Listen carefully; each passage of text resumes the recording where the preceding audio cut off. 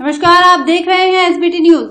लोकसभा चुनाव से पहले जीएसटी काउंसिल की हुई बैठक में कंपोजिशन स्कीम में बड़ा बदलाव किया है।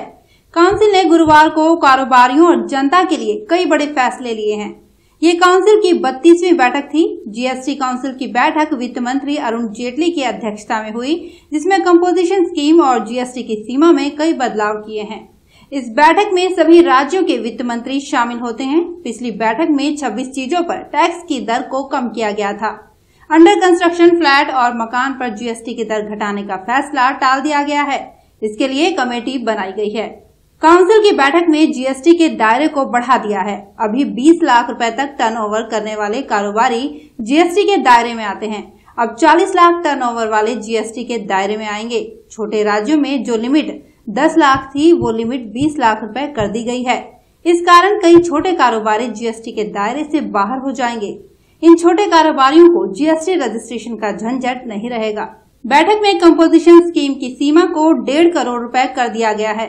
अभी तक ये सीमा 1 करोड़ रुपए थी। ये नई सीमा 1 अप्रैल 2019 से लागू होगी। इसके अलावा जीएसटी काउंसिल ने एसएमई को वार्षिक रिटर्न फाइल करने की छूट दे दी है। इसका अर्थ है 1 अप्रैल 2019 से इन कारोबारियों को साल में एक ही रिटर्न भरना होगा। हालांकि छोटे कारोबारियों को हर तिमाही टैक्स भरना होगा। पहले इनको हर तिमाही में रिटर्न भी भरना होता था।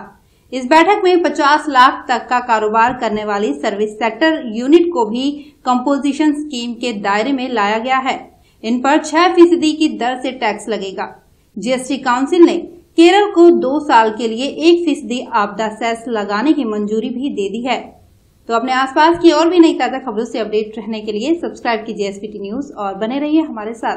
अगर आप भी अपने आसपास की छोटी बड़ी और महत्वपूर्ण खबरों से अपडेट रहना चाहते हैं तो सब्सक्राइब कीजिए हमारे चैनल एसबीटी न्यूज को और प्रेस कीजिए बेल आइकन पर।